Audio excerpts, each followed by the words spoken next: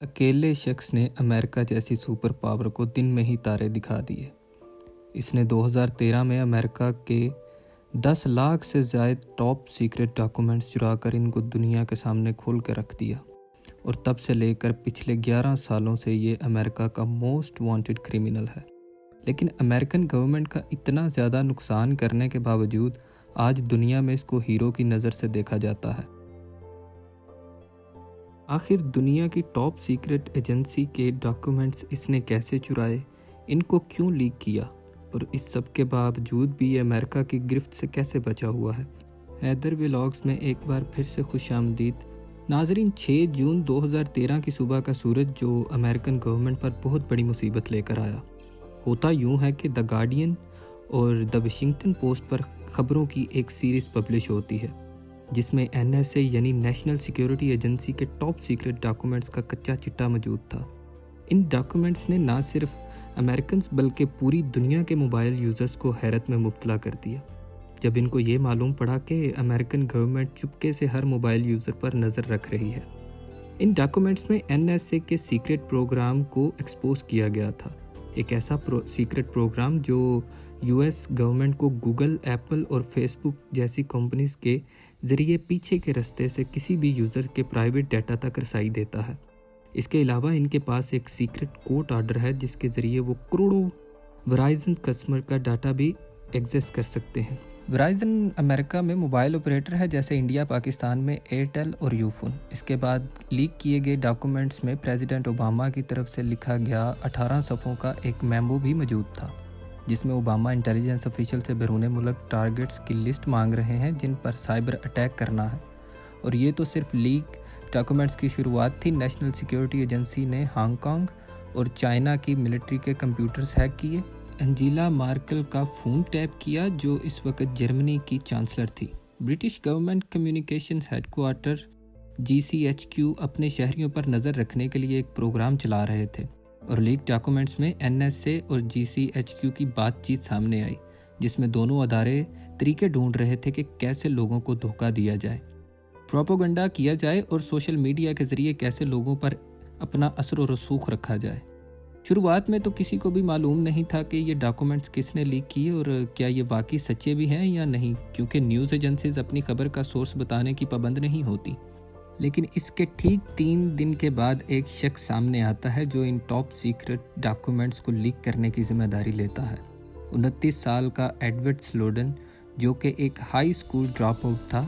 اس نے اپنے کیریئر کی شروعات US ملٹری سے کی، لیکن 1 سال کے بعد وہاں سے ڈسچارج ہو کر 2005 میں میری لینڈ یونیورسٹی کا سیکیورٹی گارڈ لگا۔ ایڈورڈ سنوڈن بے شک ہی پڑھائی میں اچھا نہیں تھا، لیکن اس کی کمپیوٹر سکلز اتنی مضبوط تھی کہ CIA نے اس کو جاب پر رکھ لیا۔ CIA کے ساتھ کچھ سال بتانے کے بعد 2009 میں امریکن ٹیک جائنٹ ڈیل نے اس کو ہائر کر لیا۔ ڈیل کے پاس اس وقت نیشنل سیکیورٹی ایجنسی کے کمپیوٹر سسٹمز کو اپ گریڈ کرنے کا کانٹریکٹ بھی تھا، تبھی انہوں نے ایڈورڈ کو بھی اس پروجیکٹ پہ لگا دیا، جہاں پہلے اس کا رول سپروائزر کا تھا، بعد میں وہ سائبر اسٹریٹجسٹ بن گیا۔ یہاں تک تو ایڈورڈ CIA اور NSA کے لیے ہیرے کی مانند تھا۔ پھر آگے ایسا کیا ہوا جو اس کو انہی ایجنسیز کی طرف سے غدار کہا جانے لگا؟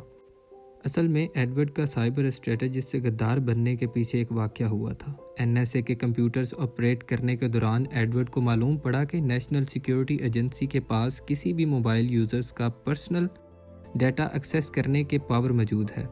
اس نے کچھ ریکارڈز بھی دیکھے جو پہلے اس کو لگا کہ شاید یہ انٹرنیشنل کرمنلز کے ریکارڈ ہیں، لیکن اصل میں یہ کرمنلز نہیں بلکہ امریکہ کے امن پسند شہری تھے۔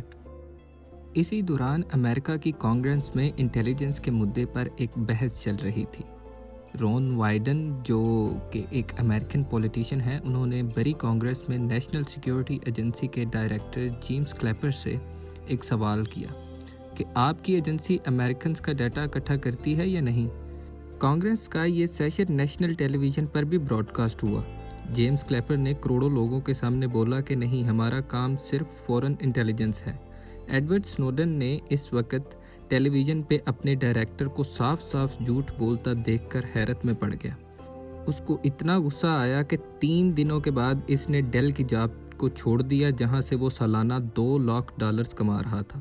2013 میں اس نے ڈیل کو چھوڑ کر بوس ایلن ہیملٹن کو جوائن کیا، جو کہ US ملٹری، CIA اور NSA کے لیے کام کرتی تھی۔ یہاں پر بھی اس کو NSA کے ہی ایک پروجیکٹ پہ لگا دیا گیا۔ نیشنل سیکیورٹی ایجنسی کا کہنا ہے کہ ایڈورڈ نے ہمارے سسٹم سے اتنی فائلز چرائی ہیں کہ ان کا اندازہ لگانا بھی مشکل ہو رہا ہے، کیونکہ ان کی تعداد 20 لاکھ سے بھی زیادہ ہو سکتی ہے۔ لیکن ایڈورڈ نے ایسا کیا کیا جو وہ ٹاپ سیکرٹ ایجنسی کی فائلز کاپی کر گیا، وہ بھی کسی کو بھنک پڑے بغیر؟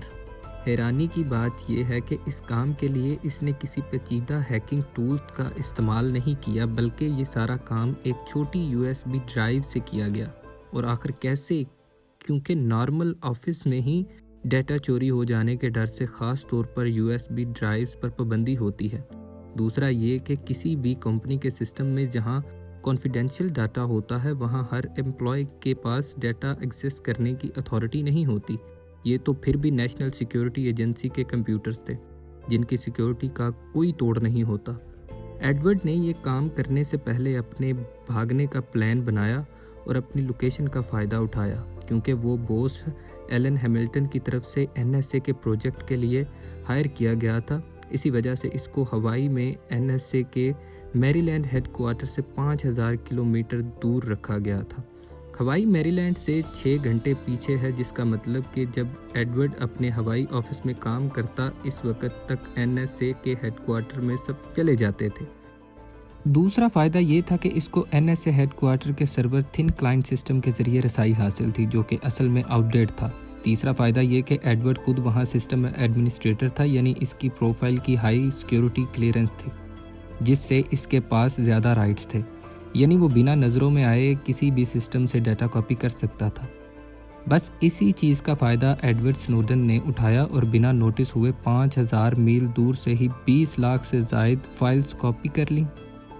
ہوائی آفس میں صرف 4 ہفتے کام کرنے کے بعد ایڈورڈ نے NSA کے کرتوت دنیا کے سامنے لانے کا فیصلہ کیا۔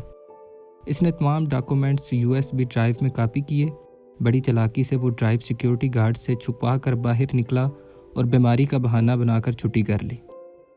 اس نے اپنا نمبر آف کیا اور سیدھا ہوائی سے ہانگ کانگ چلا گیا۔ لیکن جب اگلے کئی دن تک وہ واپس نہیں آیا اور نہ ہی اس کا نمبر لگ رہا تھا تو NSA کو شک ہوا اور وہ اس کو ڈھونڈنے میں لگ گئے۔ ہانگ کانگ پہنچ کر وہ کچھ بھروسے والے جرنلسٹ سے ملا، ان کو ڈاکومنٹس دیے اور پھر وہی ڈاکومنٹس اگلے دن دنیا کی ہیڈ لائنز بن گئے۔ ایڈورڈ سنوڈن کے لیک کیے گئے ڈاکومنٹس نے دنیا بھر میں NSA کی سیکرٹ پاورز پر ایک نئی بحث چھیڑ دی۔ اس پر سرکاری پراپرٹی کی چوری، نیشنل سیکیورٹی کے سسٹمز میں بغیر اجازت گھسنے اور ٹاپ سیکرٹ انفارمیشن کو ان اتھورائزڈ لوگوں تک پہنچانے کا الزام عائد کیا گیا۔ ساتھ ہی امریکن گورنمنٹ نے ہانگ کانگ سے مطالبہ کیا کہ ایڈورڈ کو ہمارے حوالے کیا جائے، لیکن وہ بھی اپنا ہر قدم پہلے سے پلان کر کے بیٹھا تھا۔ تب تک وہ جہاز پکڑ کر رشیا چلا گیا، جہاں شروع میں اس کو اسائلم ملا اور پھر ستمبر 2022 میں اس کو رشین سٹیزن شپ دے دی گئی۔ تب سے لے کر ایڈورڈ سنوڈن نے کئی انٹرویوز دیے جس میں اس نے بتایا کہ کیسے ہمارے فونز ہماری ہی جاسوسی کرتے ہیں۔ اس نے نوزی اسمارٹ نامی ایک ٹول کا ذکر کیا جو ہمارے فون کے مائکروفون کا ایکسیس سیکیورٹی ایجنسیز کو دیتا ہے، جس سے وہ اس کے آس پاس کی آوازیں بنا کسی رکاوٹ کے سن سکتے ہیں۔ کچھ لوگ ایڈورڈ سنوڈن کو غدار سمجھتے ہیں، جبکہ کچھ کا ماننا ہے کہ وہ ایک ہیرو ہے جس نے NSA کا اصل چہرہ دنیا کے سامنے بے نقاب کیا۔ اس بارے میں آپ کی کیا رائے ہے؟ مجھے کمنٹ سیکشن میں ضرور بتائیے گا۔ اللہ حافظ۔